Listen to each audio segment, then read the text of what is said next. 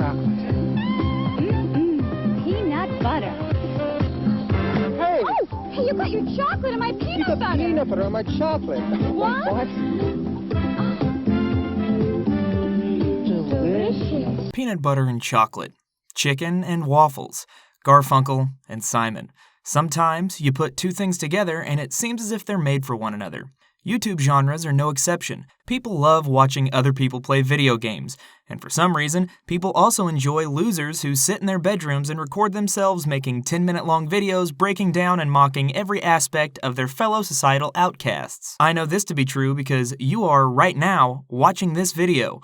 But let's not get too meta. That being said, it should have come as no surprise when this chinless turd combined the two and created an explosively popular new genre, or subgenre.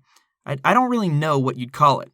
Honestly, I make most of this stuff up as I go and hope no one fact-checks me. The point is, despite having no discernible talent and producing videos that were subpar at best, Leafeus here managed to revolutionize the way commentary YouTube channels went about producing their videos, and arguably mainstreamed the commentary genre itself. It was a win for everyone. Smaller channels grew, the audience for both genres had even more content, YouTube and its creators alike were both swimming in that sweet, sweet ad revenue. But was it really all sunshine and rainbows? Did it really benefit the entire platform as a whole? Well, that depends on how much importance you place on quality. Objectively, the commentary provided was not all that good. Anyways, though, I found out this groundbreaking information that drugs are indeed not good for you from this crazy YouTube video I found on the internet a few days ago. Play that scientific groundbreaking breakthrough. And since it was simply laid over gameplay, the production value was practically non-existent. I suppose that's why today, if you were to produce videos in that style, you'd be roundly mocked as a Leafy clone, as if practically everyone wasn't mirroring his style at one point in YouTube's short history. If you didn't like it at the time of its popularity, you would have been driven mad at this style of video, as it quickly became ubiquitous on the platform.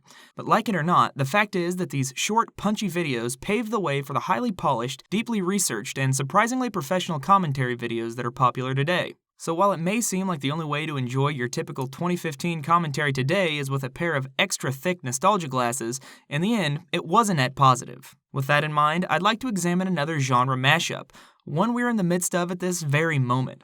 Mukbang ASMR.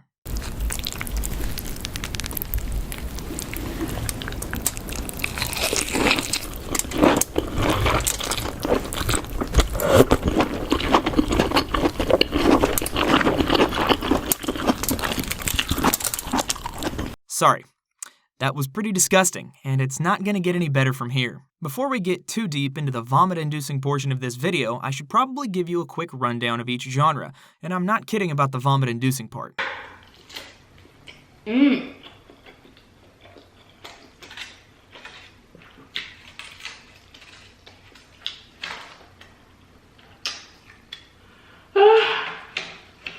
should have a trash can ready. Mukbang started in South Korea, where cute petite Asian girls would eat obscene amounts of food in front of a camera. Young Korean men don't know how to talk to girls or make friends, so instead of figuring out how to be a functioning member of society, they watch and pay tips to girls as they eat along with them. Pretty much a girlfriend simulator. Americans got a whiff of this and started making their own mukbangs, except we forgot the cute part.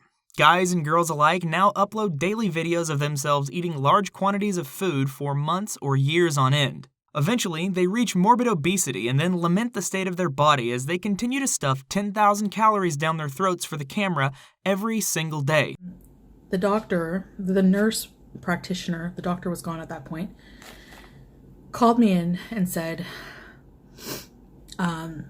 well, you don't have any blood clots in your legs. There's no evidence that there was blood clots in your leg or whatever, but there is a blood clot on your lung. I picked up turkey cutlets. Now these are delicious. They taste like turkey cutlets. Now, if you're a normal person who happened to stumble upon this video, you're no doubt thinking, there's no way someone's gonna watch someone eat and talk about literally nothing for 30 minutes straight. Well, welcome to the internet, my friend, because these videos are massively popular. Why? Well, there's really no definitive answer to that. In my opinion, it's a combination of friendless weirdos, feeder fetishists, people who use the videos as inspiration to stick to their diets, and people who like watching other people crash and burn. I personally fall into the last category. The only thing mukbang YouTubers produce that is arguably valuable is drama. The community, as you'll see in this video, is absolutely overflowing with drama. So what about ASMR? ASMR stands for Autonomous Sensory Meridian Response. The genre of video has been around for quite a bit longer than mukbangs, but is similarly pulling humanity further and further into our inevitable dystopian future, where all social interaction is experienced via online simulation while we're hooked up to a full-dive VR headset 24 hours a day, 7 days a week. Essentially, these videos consist of someone whispering softly into a microphone. A majority of people who listen seem to feel a tingling sensation across the skin of their head and neck down into their back. While the majority of people who perform or enjoy ASMR will swear up and down that it's in no way sexual, there isn't much science to prove it one way or another. However, the small amount of research that is currently available shows that the areas of the brain that are activated during the experience of the tingling sensations are the same areas that are active during social bonding, and many people claim that it helps to alleviate depression, anxiety, and insomnia. Now, I'm no scientist. In fact, I'm not very smart, as evidenced by the fact that I make YouTube videos instead of going to law school. But it's pretty obvious that with each new generation, we're growing more isolated. Marriage rates are steadily dropping. People wait until they're in their 30s to get married and have kids, if they have kids at all. Everything we do is focused on work, money, and our perceived social status. Now, what would make someone feel anxious, depressed, and unable to sleep? I don't know. Maybe the thought of dying old and alone, having ultimately accomplished nothing of value? But why go out and meet the future mother of your children when you can just trick your stupid ape brain into thinking you already have it? Your instincts are saying, hey, something's not right, and instead of listening, you just shut it off with a simulation. No doubt the poor folks who enjoy this will show up in the comments to tell me that it isn't just whispers. There's a whole host of things that can give you a response. Brushing the mic, tapping your fingers on a hard surface, and unfortunately, as we'll see soon, eating. The list goes on. It doesn't have to be your significant other whispering softly into your ear. Anything can set it off. Before you leave a comment, I want you to ask yourself, if that's true, then why aren't we all walking around in a constant state of semi-aroused euphoria every time someone taps a desk or eats a cheeseburger near us? Maybe it's because it only works if your headphones are jammed into your ear, and maybe our animal brains aren't sophisticated enough to know the difference between a voice and any other sound at that level. I don't know, I'm just spitballing here. I could go on forever about how we're getting uncomfortably close to eliminating the need for social interaction altogether, and inevitably humanity as we know it along with it. But that's in the future. It's time to look into the belly of the beast in front of us. Come, take a journey with me. Allow me to be the Virgil to your Dante as I guide you through our modern-day hell. We begin our journey with a familiar face. Everyone knows if there's a trendy new style of video that requires almost zero effort to produce, good old Trisha Paytas is going to be at the forefront. In all fairness, Trisha did mainstream mukbangs to YouTube, so she's well within her rights to dip her toes into this new subgenre, though that's a bit like saying that because she was the first to brutally beat someone with a crowbar on video, that she's also entitled to set them on fire. If you can't tell yet, I hate both of these genres. I'd like to point something out here. If you look closely at Trisha, it's not a stretch to say that she looks a bit like a female Eric Cartman. Surely this resemblance is purely coincidental. At least, that's what I used to tell myself before I made this video. That's because, and I'm not being hyperbolic here, Trisha made a 13-minute mukbang video where she reenacts the episode of South Park where Cartman eats all the skin off a bucket of KFC chicken. And I think we all know how that ends. Oh yeah, baby, you eat those chicken skins. I can't stop thinking about what you're gonna do to the toilet later. Now, as disgusting as it might be to watch a 4'9" gender-bended Cartman clone devour chicken skins into the mic, Trisha's ASMR mukbang videos truly do pale in comparison to what we're about to see as we journey further into this depraved community. Trisha here is simply the appetizer to the main course. That metaphor makes sense because we're talking about food, while simultaneously making no sense because the last thing you're going to want to do after watching this video is eat. Ever again. Hello! Well, that's terrifying. That howling banshee would be Eat with Q, and right off the bat, her videos raise an important question. Why does every mukbang channel have an atrocious intro song?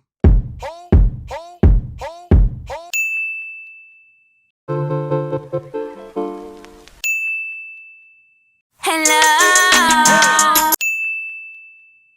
As much as her intro video makes me want to shove my head into a bucket of wet concrete and never come up for air, I will give her this. At least it serves a purpose of sorts. Whether or not it was her intention, her intro serves as both an implicit and explicit warning to the unwary YouTube explorer that may stumble upon her video thanks to the YouTube recommended algorithm, and that's more than can be said for her peers. The implicit warning obviously being that awful nasally shriek. The first time I heard it, I yanked my headphones off and slammed my laptop shut. It was only through the sheer power of my autism that I didn't chuck it out the window and go outside like a normal human being, never to use the internet again, the way God intended it. The explicit warning is pretty obvious. If you don't like burping, smacking, or moaning, girl, you got to go. You might think that a woman howling about burping, smacking, and moaning would make her channel a barren wasteland, but no. She sports over 31 million views, and she hasn't even been uploading for a full year. With numbers like that, I expected she would be producing riveting content, very groundbreaking stuff. But even amongst mukbang channels, her videos are incredibly bland. Sure, she's super high energy, but that high energy is dedicated specifically to drenching her food in ungodly amounts of sauce, devouring her food, talking about devouring her food that's smothered in ungodly amounts of sauce, which is actually pretty smart on her part. On YouTube, controversy of any kind can put your channel at risk, so it makes sense to keep it as bland as possible while still raking in the views by turning yourself into a carnival act. Hell, why even talk at all when you've got videos like this black granny munching down a jar of pickles for 26 million views?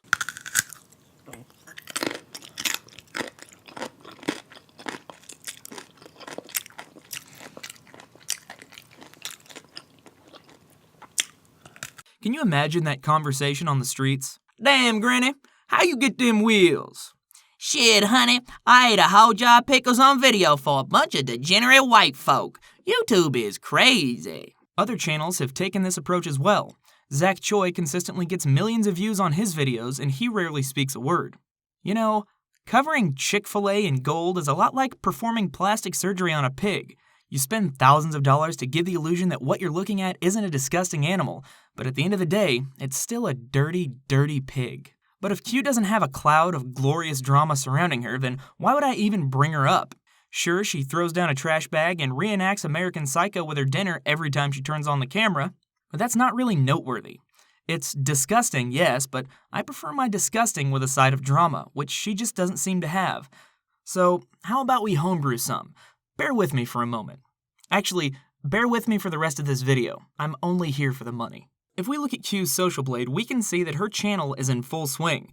As the kids would say, she's killing it, and good for her. At least her dignity came with a high price. Now, even if every video she made wasn't monetized, which, let's be honest, they are, she would easily be pulling 10K a month. More than likely, she's around 15K. Mukbang is YouTube gold. But our little cutie Q here isn't satisfied with a measly fortune. Like most of the opportunistic leeches on this platform, she has to exploit her audience at every turn. You see, Q sells her own apple cider vinegar capsules. What did I just take, you ask? Oh. Well, I just want to say shout out to the haters. Thank you guys so much for motivating me and, you know, just constantly saying something so that I can better myself. You guys kept saying how fat I was and how I'm just getting so fat. So you guys, you know what? I decided that I'm going to come out. Can you guys see that? Now, there are just so many bullshit aspects to this. She'd like you to believe she's an entrepreneur, that she developed her own supplement line. However, that would require her to take time away from shoving seafood drenched in oil, grease, and butter down her throat, and that's time she just doesn't have. So she created the illusion of entrepreneurship by selling her e-celebrity to a company that does all the work for her. If we check out their website, their biggest appeal is that they indeed do literally everything. All that's required of you is shameless shilling to an unsuspecting base. We handle the entire creation process. We cover 100% of the costs, including product development, website creation, and distribution, so you can partner with us without bearing any risk. Apparently, they didn't take into consideration the snarky assholes lurking around YouTube. There's really not much out there about this company, but with buzzwords like influencer and personal brand, I'm sure they are not in any way slimy predators. Let's look at Q's website, or rather, the website someone made and runs for her. Unsurprisingly, the site makes several claims about apple cider vinegar that have little to no supporting evidence. Apple cider vinegar has been shown to help reduce weight in already obese people who are partaking in diet and exercise, but just barely, and only in a few studies on very small populations. What's more, another study showed that it only helps reduce weight because it's disgusting and makes you feel nauseous. There's zero evidence that it helps improve metabolism or energy in humans. There's zero evidence that it helps with digestion. It can help reduce blood sugar spikes if you're eating a gigantic, carb-heavy meal, which you shouldn't be doing if you're out of shape. And there's zero evidence that it helps with cholesterol in humans, which is why they are legally required to put an official disclaimer on the product to free them from liability. But by all means, don't take my word for it. Listen to an actual doctor. So apple cider vinegar will cause temporary weight loss if you eat less food along with that water with the vinegar, but the vinegar itself, very little effect, not likely to cause weight loss. So this is another diet that doesn't work. This is Dr. Dave Heber. We'll see you next time. Now, based on the critical response to this video, I don't think any amount of evidence is going to convince fat people who want an easy way out that apple cider vinegar is mostly new age nonsense. What with the top comment reading, "And doctors will tell you there's no natural cure for cancer also. Shaking my head, the biggest drug dealers on the face of the earth." The fact is, she was peddling worthless capsules of vinegar to an audience that hangs on her every word. They'd buy it no matter what I say. They'd probably drink mercury if she told them to, so I really don't care what they do. But do keep in mind that this woman doesn't actually care about her fans, because her pills are marked up by about 275%. Turns out, all that free work that the company does isn't actually free. The cost is simply transferred to her audience. What a lovely lady. Oh, but Toad, Q posted a picture of her results on apple cider vinegar. She's proof that the product works. Ah, yes, her before and after photos. On the left, we see an overweight woman standing at an angle. On the right, we see an overweight woman directly facing the camera. What was I thinking? Please, take my money and I take back everything I said. Guess I'll have to take this L and move on to another mukbang monster. There are dozens of great examples of mukbang ASMR channels that, at a mere glance, can curdle your blood. There's just something viscerally disgusting about watching another human do their best impression of a pig while amplifying the sound.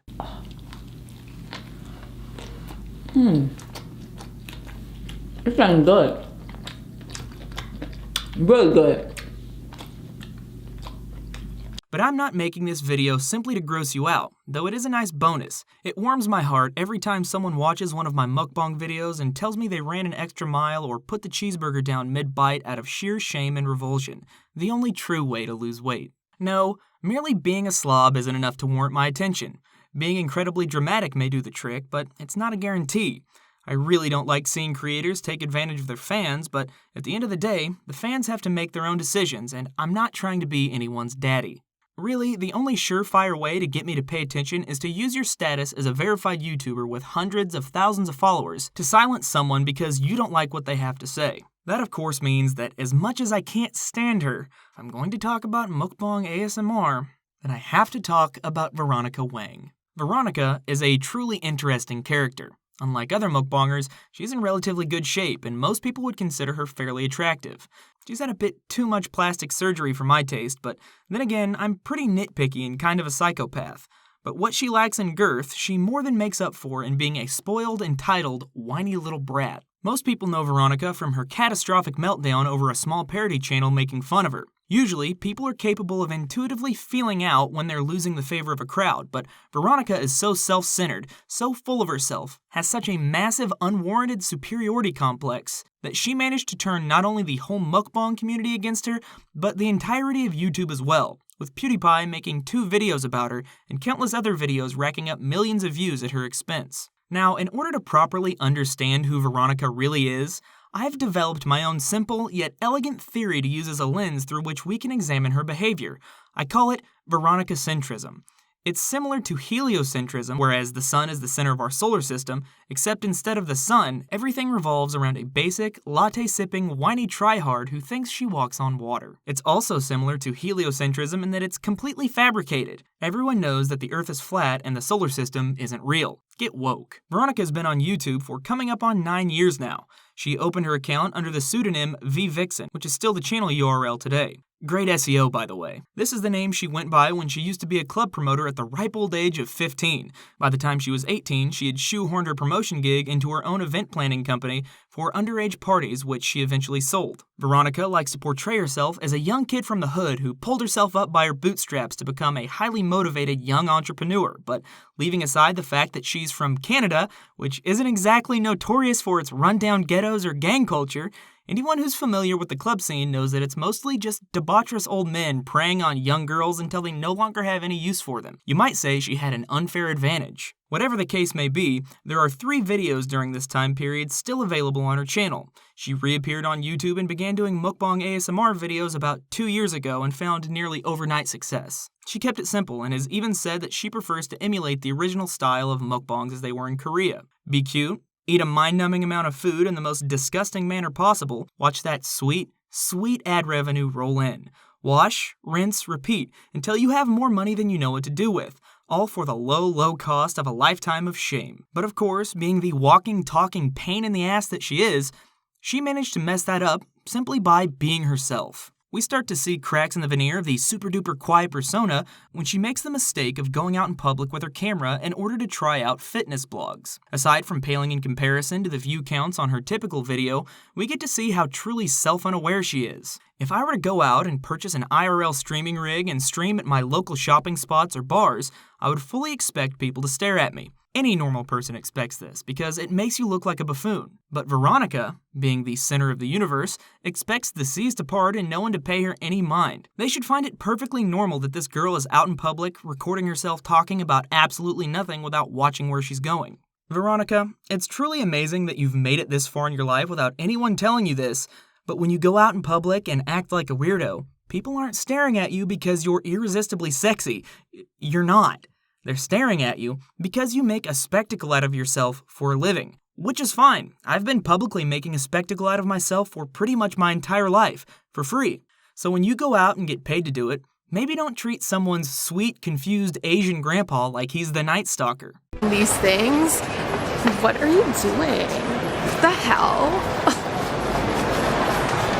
Oh, kind of fucking weird shit. And this isn't a one-off that I cherry-picked to make her look bad. In every fitness blog she does, there's at least one instance of her acting like the spoiled child that she is.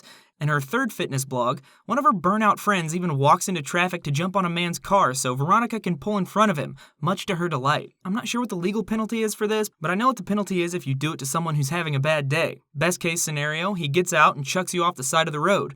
Worst case scenario, the fire department has to scrape you and your thousands of dollars worth of silicone injections off of the freeway after he hits the gas. I could spend hours showing you clips of Veronica being an absolute nuisance to her fellow man, but I think the juxtaposition between these 2 clips is the perfect segue into her glorious meltdown. Chipotle, every single, 3 people complained. They're like, you can't film. I'm like, where's the policy that says I can't film?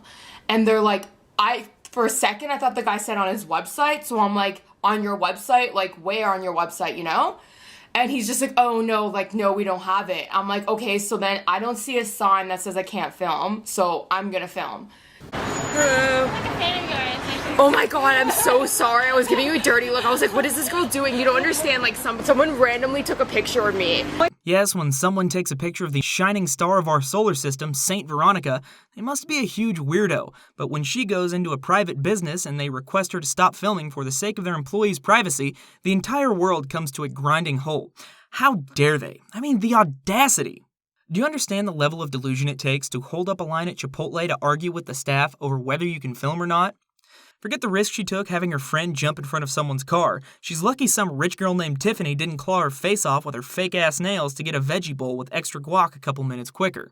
But that is the very essence of Veronica Wang. Rules for me, but not for thee. Or if you don't want to be a pompous asshole on YouTube, you could just call her a hypocrite.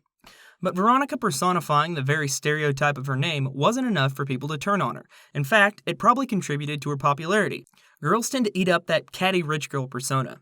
She's like some kind of mukbang Kim Kardashian knockoff, not to mention really playing into the role of girlfriend simulator for her army of white knights. Oh yeah, hug me, Veronica. It's like I can almost feel you. They don't make you look cute, because you always look cute no matter what. This is the 5th vid I'm watching from you. I love you already. I like her. There's nothing wrong with the way she eats. Veronica was on what seemed to be an unstoppable upward trend. In fact, she actually reached 1 million subscribers before it all came crashing down around her. Using a browser extension that shows the like to dislike ratio on videos, you can actually see the impact of when everything went down the toilet. It all started when Veronica decided to film a mukbang with a much nicer, much prettier YouTuber named Stephanie Sue. Nothing of note happened in the video itself, but a small channel called Mukbang created a parody video of the encounter. If you aren't aware, there's a nice trend going on where channels will create compilations or funny edits of mukbang videos. Essentially, it's mining all the funny portions of the videos to create a transformative and hilarious narrative that honestly is more representative of reality than what the original channels often try to portray. They get made about anyone and everyone who does mukbang videos successfully. It's sort of a rite of passage and proof positive that people are watching your videos. It's also 100% covered by fair use. After the video blew up, Stephanie and Veronica both left comments saying they enjoyed it. However, a few months later, Veronica decided to copy strike 2 of the videos on Mukbang's channel, claiming that the false narrative they created was causing her inbox to fill up with death threats. There's a few things wrong here. Veronica made a video about the situation in the same style as Mukbang, except instead of being funny, it was putting people who made mean comments about her on blast, the worst of which being someone saying that the way she eats makes them want to punch her in the face. Which you're allowed to say. That is in no way a threat. You're allowed to want to punch someone in the face, you're just not allowed to do it. But at the end of the video, there's some grainy text reading, "I will kill you." Are we supposed to believe that Veronica's okay with putting the full names of people making fun of her in a video to all of her subscribers, yet wants to protect the identity of someone who threatened to kill her? No. In fact, I'd be willing to bet a significant amount of cash that she made that herself, as she's never provided a shred of evidence that she received death threats. And even if she did, who cares? Everyone on the internet receives death threats. This is the problem with being so narcissistic that you think the universe revolves around you. You aren't capable of realizing that everyone else in your community has had similar videos made about them, except they didn't feel the need to deplatform anyone by abusing YouTube's extremely exploitable copyright system.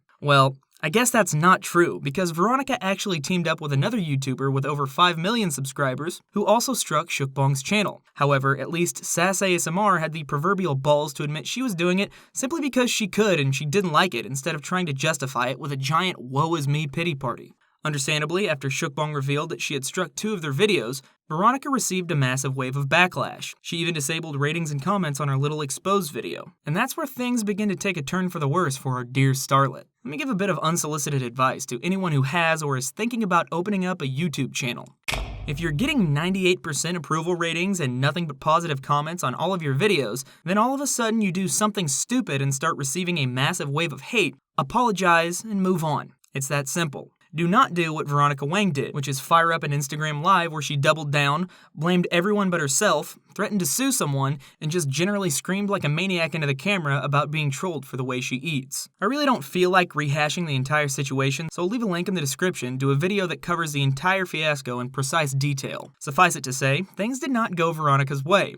Her ego was so fragile that she felt the need to silence someone who was making fun of her in a lighthearted way, to blow it out of proportion and paint them as some kind of evil abuser who stole her content with the sole purpose of harassing her. And what did it accomplish? Tens of millions of views spread throughout dozens of channels who were now actually criticizing her instead of satirizing her. She would post and then delete meltdown after meltdown after meltdown. Nikocado Avocado came to the defense of Mukbang, doing his best to politely explain to Veronica the error of her ways, which caused her to freak out even further and attack him as well. Not a great idea considering he's one of the greatest drama wizards on YouTube. His entire series is basically a dissertation on why she's a horrible person. Video after video came out reiterating Nick's points. Stephanie Sue disavowed her, and through it all, she maintained that Mukbang stole her content and should have done more to keep people from talking about how gross her eating habits were if she didn't want Veronica to strike her channel. It wasn't until Big Daddy PewDiePie made 2 videos that were essentially a summary of Nick's points that she finally apologized. Of course, the only reason someone like Veronica would apologize